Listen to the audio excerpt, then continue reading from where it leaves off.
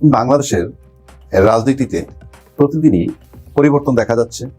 নানানজন নানান রকম কথা বলছে, বিভিন্ন দল এক এক ফর্মে কথা বলতেছে, এই একটা বলছে আবার সেখান থেকে পরিবর্তন করে ফেলছে। তো একটা জিনিস বোঝা যাচ্ছে যে রাজনৈতিক দলগুলো চাচ্ছে হয়তো একটা সুন্দর পরিস্থিতি হয়ে যাতে সামনে একটা নির্বাচন হতে পারে। এটা আপাত দৃষ্টিতে মনে হচ্ছে, কেননা কখনো বিএনপি বলেছে, সম্প্রতি বলেছে যে এই মুহূর্তে যে ডিসেম্বরের মধ্যে নির্বাচন তাদের দাবি ছিল এবং না হলে তারা আন্দোলন করবে। পরক্ষণে তারা আবার বলছে যে না, এই মুহূর্তে কঠোর আন্দোলনে না যাওয়ার ইচ্ছা তাদের, তারা হয়তো এখন অন্যভাবে যে শান্তিপূর্ণ, মানে কত সুন্দরভাবে আগানো যায় এরকম ব্যাপার স্যাপার। এবং বিভিন্ন সংস্কার কমিটির সাথে ঐক্যমত্যের কমিটি, তাদের সাথে কথা চলছে, বলা হচ্ছে। এতে জিনিসটা মানে আমি পজিটিভলি দেখতেছি। কিন্তু একটা জিনিস আমি লক্ষ্য করে দেখলাম যে বিগত 15 বছর যারা ক্ষমতায় ছিল সেই পতিত সরকার, মানে তারা যেভাবে বিএনপি মানে দলটার বিরুদ্ধে অপপ্রচার করেছে একেবারে টানা 15টা বছর। এটা কেন বলছি যে বিএনপিকে সামনে কিভাবে স্টেপগুলো নিতে হবে তার সম্পর্কে আমার ধারণা মতে একটা ধারণা দেওয়ার চেষ্টা করতেছি। সেটা আমি 15টা বছরই দেখেছি। যেমন হাসানুল্লাহ কিনু একটা মন্ত্রী ছিল, তার প্রতিদিন সকালে শুরু হইতো বেগম খালেদা জিয়া এবং তারেক জিয়াকে গালমন্দ করা থেকে, এবং সে ঘুমাইতে যাওয়ার পূর্বক্ষণ পর্যন্ত কন্টিনিউয়াসলি এই মা এবং ছেলেকে গালাগালি করতো যাচ্ছে তাই ভাষায়। আর পতিত প্রধানমন্ত্রী তিনি বলতেন একটা কথা, এতিমের টাকা মারছে, এতিমের টাকা মারছে, যেটা সম্পূর্ণটা ডাহা মিশা এবং অবাস্তব একটা কথা। কিছু ত্রুটি হয়েছে যে এক অ্যাকাউন্টের টাকা আর এক অ্যাকাউন্টে রেখেছে, সেই টাকা হয়তো 3-4 গুণ হয়ে গেছে, অথচ তাকে 7 বছর কারাগারে থাকতে হয়েছে এজন্য, এবং নির্মম আচরণ করেছে। এই 15 বছর আমরা এগুলা দেখেছি। তারপর কত নেতা গুম হইলো, হত্যা হইলো, সব আমরা দেখেছি, বিনা বিচারে হত্যা সব দেখেছি। আমি দেখেছি, কেন বিএনপির লোকেরাও দেখেছে। কিন্তু প্রশ্ন হচ্ছে 5ই আগস্টের পর যখন পতিত হইল এই সরকার, তারপর থেকে আজকে পর্যন্ত ওইরকম ভাবে আমি বিএনপির তরফ থেকে কখনোই ন্যাক্কারজনক কোনো কথা, নেগেটিভ কোনো কথা শুনিনি, কোনো গালাগালি শুনিনি, গালমন্দ শুনিনি, বাজে কথা শুনিনি, ইত্যাদি ইত্যাদি। পাশাপাশি ইনক্লুসিভ নির্বাচন করার ব্যাপারেও তাদের সায় আছে। আমি জানি না এটা তাদের সরলতা হতে পারে, তারা হয়তো ভাবছেন বা আওয়ামী লীগের বাদ দিয়ে নির্বাচন করলে সেটা শুদ্ধ হবে না বা গ্রহণযোগ্য হবে না, কারণ ইতিমধ্যে ইউটিউবের বহু লোক আছে, 3 কোটি তাদের ভোটার আছে, এই ধরনের আলোচনাও চলে। এইসব আমি কোনোটাই সেটা চ্যালেঞ্জ করতে যাচ্ছি না, কিন্তু আমি যে বিষয়টা ভাবতেছি যে মানে এই ধারণা কেন তাদের হলো। যেমন আমরা সম্প্রতি একটা জিনিস দেখি যে প্রত্যেকটা ঘটনা আমাদের খেয়াল রাখতে হবে।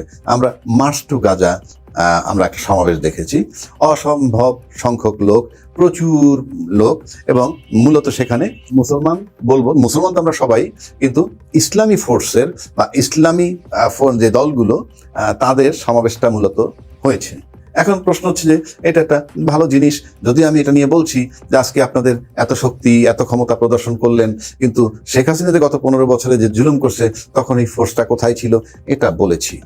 কিন্তু এই যে শক্তিটা ওনারা দেখাইলেন বা ফোর্সটা সমবেত হইলেন, তারা হয়তো সরল বিশ্বাসে এটা করেছেন, এবং এখানে অনেক দামি দামি লোকও গেছে, রাজনৈতিক লোকজনও গেছে, সুপরিচিত লোকজন গেছে ইসলামী ফোর্সের এই ডাকা সমাবেশে। কিন্তু প্রশ্নটা হলো এই যে সমাবেশটা হলো, এই সমাবেশ হওয়ার পর বাংলাদেশে কিন্তু যাদেরকে দীর্ঘদিন ট্যাগ লাগাইছে শেখ হাসিনা, এই ট্যাগ লাগানোর লোক কিন্তু এরা, মানে এদের বিরুদ্ধে ট্যাগটা লাগিয়েছে ইসলামী ফোর্সের বিরুদ্ধে।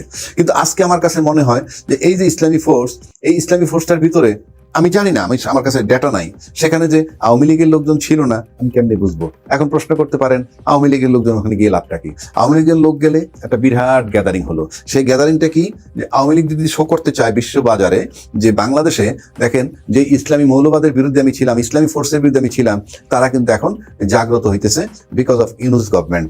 সুতরাং এটা একটা বার্তা দেয়া যে তাকে ক্ষমতায় রাখা যাবে না, তাইলে ইসলামী ফোর্স বা এক্সট্রিমিস্ট, যেটা শেখ হাসিনার ভাষায়, তারা আসতে পারে। আমি এটা বলছি যে আসবে কি আসবে না, হবে কি হবে না সেটা না, কিন্তু প্রশ্ন হচ্ছে প্রত্যেকটা ঘটনার ভিতরেই এক বা একাধিক কারণ থাকে। তার একটা হইলো এটা, সেটা হয়তো যারা আন্দোলনের ডাক দিয়েছেন, মানে সমাবেশের ডাক দিয়েছেন সরল বিশ্বাসে, কিন্তু সেটাকে পতিত সরকার অন্যভাবে ক্যাশ করেছে। একইভাবে যদি আমি বলি, আজকে যেমন ছাত্ররা চাচ্ছে সংস্কার, বিচার, তারপরে নির্বাচন। আমি রাজনৈতিক দলের কথাগুলো বাদ দিয়ে দিই। ইদানিং জামাত ইসলামও যেমন রোজার আগে নির্বাচন চেয়েছে, আবার তারা বলছে এই সংস্কার, বিচার এগুলা চেয়েছে, এগুলা না হইলে তারা নির্বাচন করবে না, এই শর্তগুলো মেনে করতে হবে। আর ছাত্ররা বলেছে এগুলো না হলে নির্বাচন করতে দেবে না। এখন প্রশ্ন হচ্ছে, শেখ হাসিনা যে নির্মম মহিলা ছিলেন, সে যখন ক্ষমতা চলে গেছে, উনি নিশ্চিত হয়ে গেছেন ওনার পরিবার, উনি এবং ওনার পরিবার বোধহয় বাংলাদেশের মাটিতে আর ক্ষমতার এটা উনি মোটামুটি নিশ্চিত। এখন ওনার যে ক্যারেক্টার আমরা দেখেছি সেটা হলো এই যে আমি যদি না খেতে পারি আরেকজনকে খেতে দিব না। সুতরাং এই মুহূর্তে বাংলাদেশ যাচ্ছে তাই বাংলাদেশ হয়ে গেল, তার কিছুই আসে যায় না। এই বাংলাদেশ টুকরা টুকরা হয়ে গেল, তার কিছু আসে যায় না। এটা হলো তার জেলাস বা হিংসা, এই নেচারের মহিলা সে। এখন প্রশ্ন হচ্ছে যে বিএনপি এবং আওয়ামী লীগ আমরা সবসময় দেখছি যে এটা আবাহনী মোহামেডানের মতো লড়াই, আবাহনী এবং মোহামেডান। মানে অর্থাৎ আমরা দেখেছি আবাহনী মোহামেডানের ভিতরে কেমন লড়াই থাকতো। স্টেডিয়ামের গ্যালারিতে আবাহনীর আর লোক যদি হঠাৎ মোহামেডানের গ্যালারিতে বসে থাকতো আর কোনোভাবে প্রকাশ পাইতো, তাহলে যে কি পরিণতি হইতো, এরকম অর্থাৎ সাপ বেজি সম্পর্ক।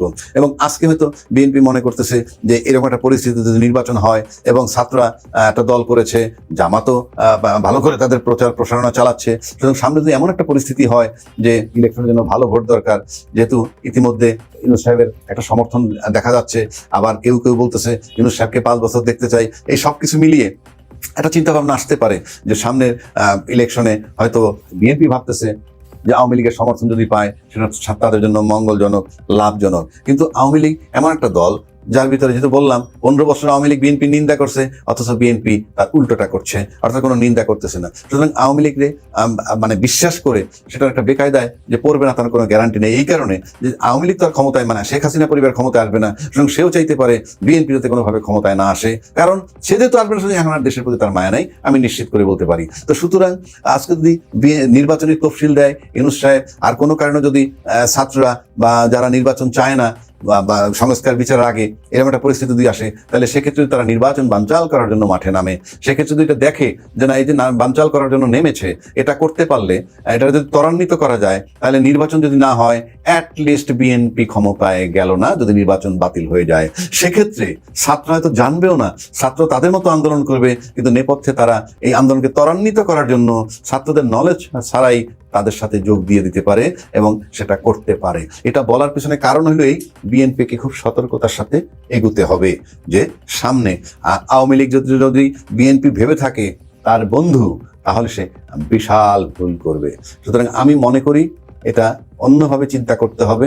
সেটা হইলো ছাত্ররা যেহেতু মাঠে আছে, তাদের সাথে সমন্বয়, অন্যান্য রাজনীতি তাদের সাথে সমন্বয় করে সুন্দর সংস্কার, গ্রহণযোগ্য সংস্কার, তারপরে তো একটা নির্বাচন নিতে পারে, সেই দিকটায় যেতে হবে। কারণ শেখ হাসিনা বা তার পরিবারের কাছে কিংবা তার যারা দোসর, তাদের কাছে বাংলাদেশ নিয়ে বিন্দু মাত্র ফিলিংস নাই। তাদের যদি একটাই, তারা যখন যদি ফেরত না আসতে পারে ক্ষমতায়, বিএনপি যেতে পারুক কি না পারুক, নির্বাচন বাতিল হলেও তার লাভ, কারণ ইউনূস তো বৈশী আছে এবং ইউনূস সাহেব চলে যাবে, এ ব্যাপারেও মোটামুটি তাদের আস্থা আছে। ইভেন সেই আস্থা বোধহয় শেখ হাসিনারও আছে। সুতরাং এমন একটা পরিস্থিতি চায় বিএনপি, যেহেতু তার কাছে মোহামেডানের মতো, আওয়ামী লীগ নিজে আবাহনী, যেহেতু এটা প্রতিষ্ঠাতা তারা ছিল, তার পরিবারের লোকজন, সুতরাং এইখান থেকে শেখ হাসিনা সরবে বলে আমার কাছে মনে হয় না। সুতরাং ছাত্ররা যদি মাঠে নামে এবং আওয়ামী লীগ যদি দেখে যে নির্বাচন বানচাল করতে পারলে জেদ মেটে তাদের, যে বিএনপিকে আসতে দিলাম না, সেক্ষেত্রে ছাত্ররা তো জানবেও না, কিন্তু তাদের আন্দোলনে যোগ দিয়ে দিবে। যেমনিভাবে ইসলামী দলগুলো যখন গাজার পক্ষে একটা সমাবেশ ডাকছে, আমার ধারণা সেখানে আওয়ামী লীগের লোক ওখানে গেছে। কোন স্বার্থে? বিশ্বকে দেখানোর জন্য ইসলামী ফোর্স জাগ্রত হয়েছে। এটাই হলো আওয়ামী লীগ। যারা করেছেন তারা সরল বিশ্বাসে, কিন্তু তারা যে গেছেন সেখানে এই সমস্ত দুরভিসন্ধি থাকতে পারে, কারণ এটা হইল আওয়ামী লীগ। সুতরাং বিএনপিকে মাথায় রাখতে হবে কিভাবে সুন্দর কৌশলে ইউনূস সাহেবের কাছে থেকে নির্বাচনটা আদায় করে গন্তব্যে বা লক্ষ্যে পৌঁছাতে পারে।